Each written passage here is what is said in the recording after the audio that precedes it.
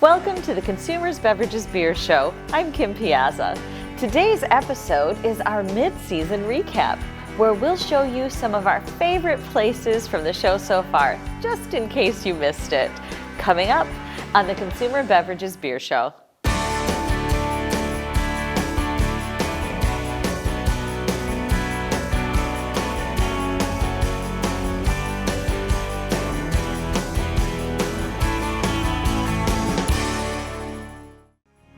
Our first stop today takes us out to Hamburg, where Johnson's Landing, a newcomer on the brewing scene, have opened a spectacular new brewery and tap room with a view of the waterfront that you have to see to believe.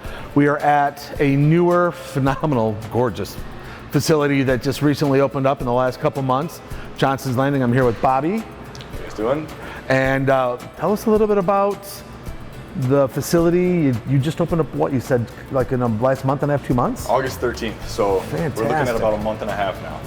Wow, that is amazing. How have things been going? What you haven't seen yet is they have some phenomenal patio space, as well as the gorgeous inside that we're in.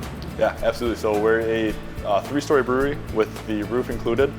We have 2 different patio setups here. We have 2 different stories of restaurant, full dining. We are up on the upper level, and what you all don't see just yet is right over there, gorgeous waterfront view. So this is, you can't beat this, and the inside is stunning. So tell us a little bit about the brewing operation, like the setup, some kind of your goal, your mission. What got you guys into this? We have always known restaurant. That has been our background in this family for 20 years over at Peg's Place. So we've known food, and we figured why not take it to the next level and offer something that we haven't done before and that we know that we could possibly make an impact on. So we decided to take on beer. It was one of those things that I went to school for, and then we've taken on another brewer as well, and we've taken it full steam ahead here.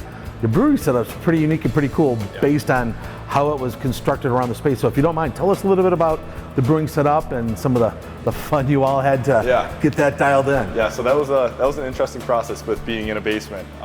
It's a 10-barrel system. It's actually shipped from Portland. We flew out there, picked it up there, and then we brought it in here and had it custom fabricated by UDMC, which is United Dairy. That system is out of this world. It's fully pneumatic. Everything is right from a screen there. There's not a single hand valve on the entire system. It completely reduces the risk of any problems with the beer and hope to produce good product. Beautiful tap set up behind us. About how many beers are you having on tap at any given time, would you say? Or how many are you looking to produce? So currently right now we have 5 on tap. Okay. We're looking to keep in a soft spot of 6 to 8 with allowing guest taps to be able to rotate in with seasonal beers and everything like that. We're looking to keep enough volume that we can possibly down the line can our own product, and if the possibility presents itself, to be able to throw a few kegs around the area. One of my favorites has got to be our Audial. That beer, it's simple, it's easy, there's not a lot going on in it that makes it too crazy where you can't have more than 1 glass, but you're able to have a few and kick back and enjoy. So Audial is definitely one of my favorites. Okay. There's a few that we got coming out that I'm excited to be able to be a part of on that end, but they're going to be. You can't talk about it right now, I understand. I'll give a hint towards one. Okay. We're looking towards a cookies and cream style stout, maybe a little bit of nitro in there. So we're fantastic. Yeah. Not that we want to rush this gorgeous weather. I mean, if you look outside today, I mean, it's stunning. But 'tis the season for the darker and the heartier, so personal fan. I saw the gorgeous pizza oven downstairs, but I want to hear you tell us a little bit about the food concept that you're having, because it already seems like you've done your homework on what's going to pair with the delicious libations you're all making. Yeah, so with being a restaurant-forward family, food comes first. We've said it before, we'll say it again, and we'll say it to everyone that comes in the building. We're food first. You walk in the door, we want you to know that you're going to get a good plate of food and a good beer to go with it. I love what you all are doing here, and it's exciting to see this taking light, taking shape. No, it was if you would have asked me 3 months ago what this place would have been where it is now, I would have probably laughed at you while I was building tables and chairs. So it's been a crazy experience. So we're happy to be where we are now and serving people of Hamburg.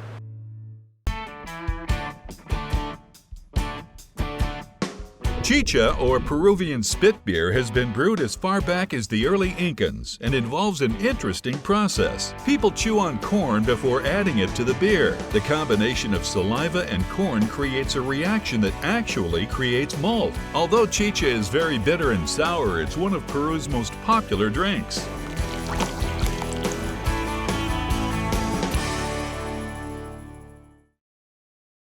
Welcome back to the Consumers Beverages Beer Show. Santora's is well known in Western New York for their amazing food, but now they're entering the craft beer scene with their 1927 brew house. Let's send it out to Eric Coleman, who's with head brewer Rob Haig. Alrighty, we're here at Santora's Pizza Pub and Grill on Transit Road. Today we're going to be sitting down with Rob Haig, head brewer of 1927 Brew House, which is part of the evolution that Santora's is going on, emerging into the brewing and craft beer brewing scene. So we are here with head brewer Rob Haig at 1927 Brew House Santora's.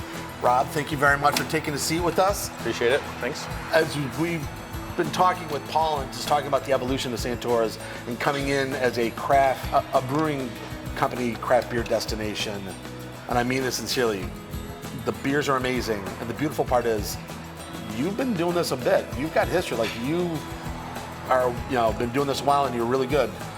Please fill us in a little bit more about, your come up in the beer world, craft beer brewing world. Well, like most brewers, I homebrewed for 6-8 years. Won some awards during home brewing services. And you came on board at an interesting time as we are dealing with COVID, and I mean, you guys weathered it all, and what you're creating is phenomenal. Talk a little bit more about the 1927 brewery concept, like the beers you make, because you also have a phenomenal variety of beers. There's a lot of styles. Yeah, it's been a bit of a challenge working.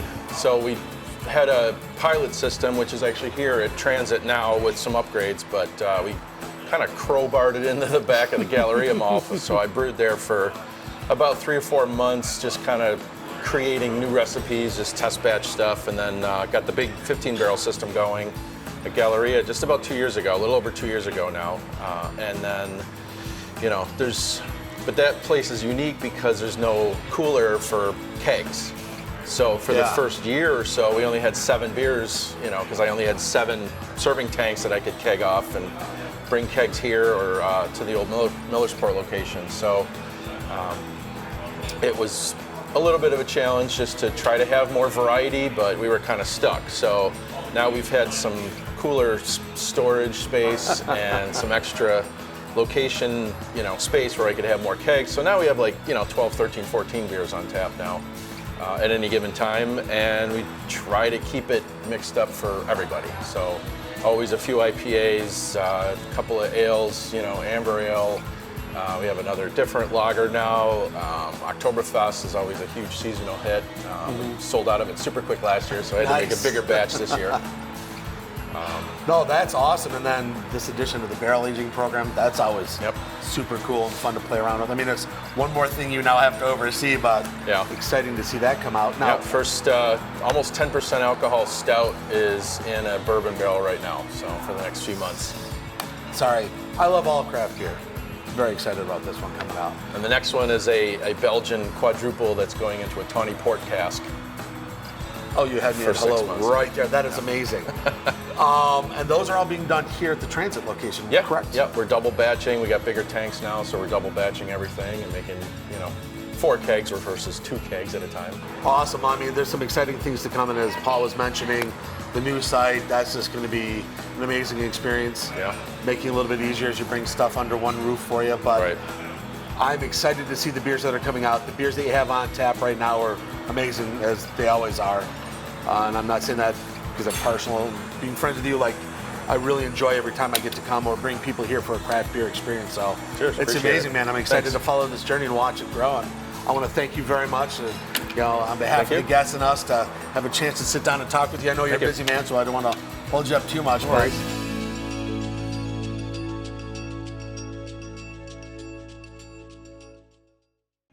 For our next stop, we travel to Lancaster, the home of Clarksburg Cider, where I caught up with the head cider maker, Corey Hare, to check out both where and how all of this delicious cider is made.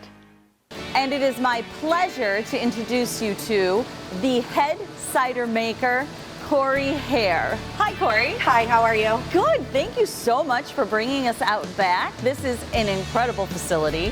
It is ginormous. I mean, these tanks, oh my goodness. Tell me what I'm looking at here.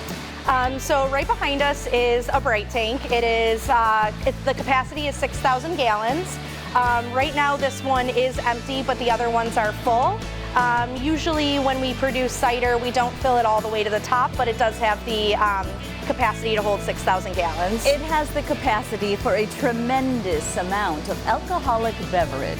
And now, of course, we're talking specifically about cider, and people tend to think of cider seasonally. But Corey, should we be thinking about cider seasonally? Definitely not. Here we make ciders for all year round. I like to describe cider to people as a really great hybrid between wine and beer. So if you don't like beer or you're not too fond of wine, I think cider is a really nice middle ground for that. It's where you should land. Yeah, absolutely. Yeah. And we definitely make ciders that fit the season for sure. So. And you do more than cider. You've got these barrels that are kind of behind the camera right now. Yes. And you do some really fun things. You infuse. Tell us about that. Yeah, so we have a really great barrel age program. Right now we are aging cider in tequila barrels, rum barrels, and bourbon barrels. We have also aged cider in Cabernet barrels and gin barrels from local distilleries as well. So does that mean we end up with cider that tastes like tequila or tequila that tastes like cider? Definitely cider that has hints of tequila and the woodiness from the barrel, but definitely cider first. All kinds of flavors of cider here, all kinds of wonderful infusions. I do know, Corey, that every season, there will be flavors on tap that are only available outside, right there in the bar. But beyond that, you have flavors that circle through the season. Yeah, absolutely. So we are wrapping up our summer season with pineapple hibiscus, such a popular flavor for us. And we are actually rolling into our fall winter seasonal, which is cranberry ginger, another fan favorite. So we're really excited about that. And you have on average every season 4 flavors that are typically related to that season. Yep. But you gotta come in to try those few flavors on tap that roll with the season. Yep, absolutely. So as well as all of those wonderful different unique flavors and year-round cider flavors, you've won awards. Yeah, we have won a number of awards. We try to enter competitions every year, and we have won silver and bronze medals for a variety of our ciders, such as our dry cider, our semi-sweet cider, a citrus cider that we make for the tap room called Savory Citrus, and our summer seasonal, which is pineapple hibiscus. So they're doing really well. Yes, I think we're still shooting for the gold, but not a bad start. You're in there. You're in the running. Yeah, absolutely. And then just another kind of fun fact is that the apples you use, they're New York apples. We love that. Yeah. New York cider, New York apples here used in your distillery. It's just kind of more of what makes you great. Yeah, absolutely. Local is definitely our top priority. Thank you, Corey. Of course.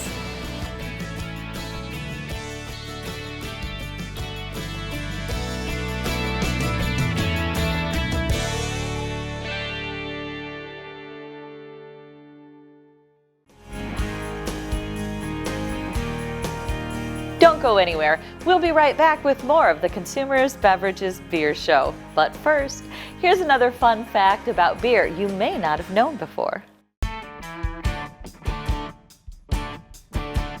Iceland's prohibition lasted from 1915 to 1922. However, beer wasn't legal again for another 67 years. The reason for such a long ban was that Iceland battled with Denmark for their independence, and since the Danes were such fans of beer, it was viewed as unpatriotic to drink it until March 1st, 1989.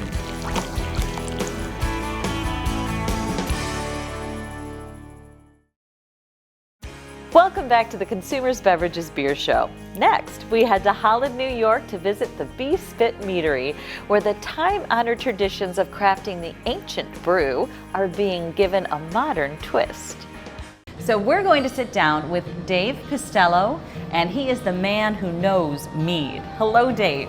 How you doing? Good. Thank you so much for having us here at this beautiful establishment. This is one of the most creative locations I've ever seen. Everything is handmade, not just the mead. You walk into this building and it's the bar, and it's the tables, and it's the art. So let's talk a little bit about what's in front of us, which is the mead. So we've got lots of color on this table. Yep. Talk to me about what we're looking at here. This is basically our flights, and then we also have for our draft meads, which is a slightly carbonated mead, between 7 and 8% alcohol. And so what I'm holding here is Atomic Dragon's Breath. It's atomic. What makes this Dragon's Breath mead atomic? Well, it's made from atomic fireballs. Oh my gosh. So it literally tastes like an atomic fireball. Excellent. Not the whiskey fireball, but an actual real fireball. Honey has a lot to do with the product you're making, but maybe explain that a little bit for us. So mead is made with yeast, honey, and water, and that's really about it. You can always add in spices and fruits and stuff like that to give it a flavor, but really the alcohol and the sugar content is coming from the honey itself. And I think that we're going to maybe take a walk with your brother, because Yep. this is a family affair. Yep. And you brew right here on the premises, We do, and you're going to share with us a little bit what that looks like and what that's about. absolutely. I would love to introduce you to AJ Pistatello, who this is actually his brainchild. That was your brother we spoke to a moment ago, and this is kind of your baby.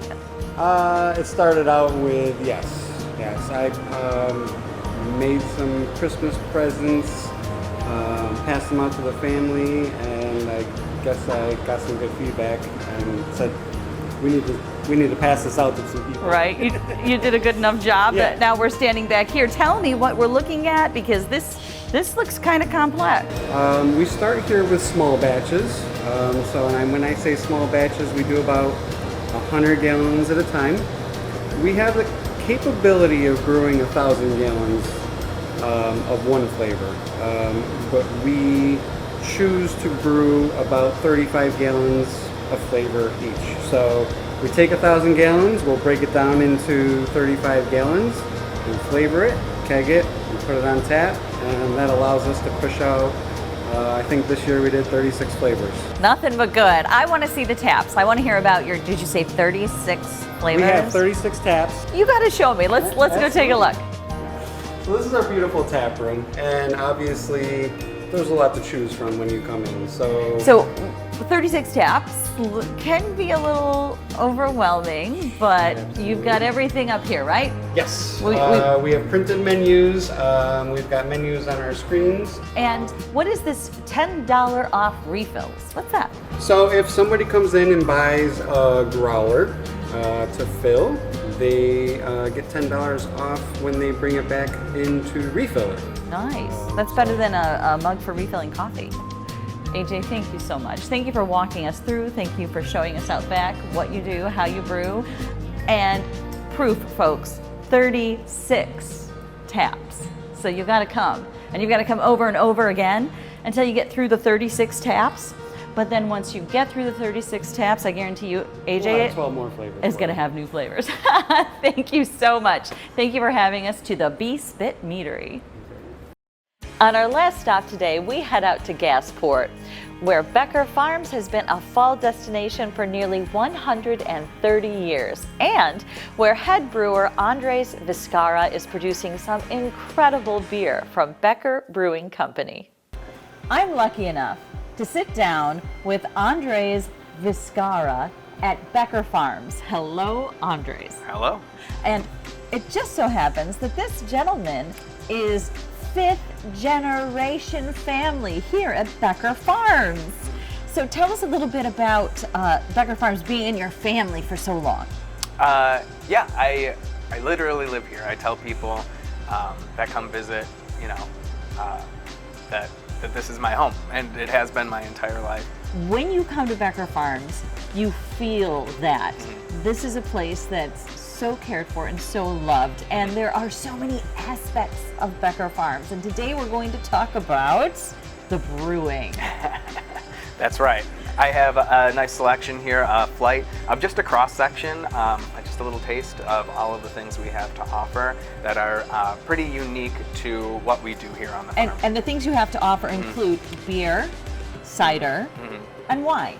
That's and right. all of those things are brewed right here on the spot Yes, at Becker Farms. if not also grown here. So Did you mention that behind us are hops? Yes, that whole wall there. A wall of hops. A wall of hops, yes. So let's talk a little bit about the brewing. And the brewing happens right here on site. That's and right. you're using, what you grow here on the farm. So talk to us about what happens out back where I can see right through there. I see those tanks. Yep. Talk to us about what happens in there. We have a 10-barrel brew house, which means we brew about 320 gallons at a time with 20-barrel fermenters. So we can do 2 full brews in a day. That gives us about over 600 gallons of beer at a time. And in terms of our ingredients, if we can't grow it here, we do source it locally. We work mainly with a place in Batavia called New York Craft Malt, and we source 99.9% of all of our malts from there. Keeping it local. Absolutely, absolutely. A lot of times you're gonna find me and I have another fermentation specialist, a craft beverage specialist who works with me, and a lot of the times we're talking about what we're gonna do. And our main goal for everything, and it's a lot of bouncing ideas around, but it all comes back to what's just gonna taste the best. Yeah. Absolutely. So And you're kind of open to what's new and what's going to work and maybe what's a little offbeat. Absolutely, but whatever is gonna pique our interest and whatever we taste that is gonna make us wanna continue to taste. We know we have something good and we take a sip and we put it down and we keep going back. We've had conversations where it's like, yeah, I don't know if I like this. And then you drink it again. And then we don't know. And then next thing you know, the glass is gone. And we're like, actually, I loved it. I couldn't stop drinking it. So basically, Becker Farms, you've set up an environment that's just a lot of fun. It's a lot of fun for young families. It's a lot of fun for folks of drinking age. It's a lot of fun for parties, and incorporating all of these interesting flavors into the cider and into the beer, and then of course the grapes that you grow on the farm to create your own wine. Becker Farms is the only place on earth that you can find these places. So you're gonna have to come out and visit. Thank you so much for sitting down with us My pleasure. and for giving us the opportunity to see this wonderful outdoor space with the heaters and the hops on the wall, There you go. and for sharing your pizza bites with us. My pleasure. Becker Farms, it's a place to be for fall, for October. Thanks, Andres. Very welcome.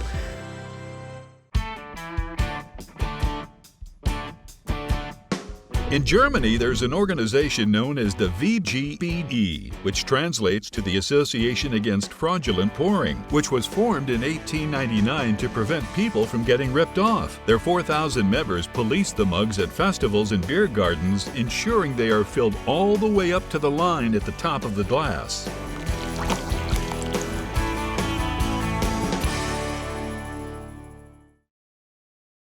Thanks for watching the Consumers Beverages Beer Show. We'll see you next time.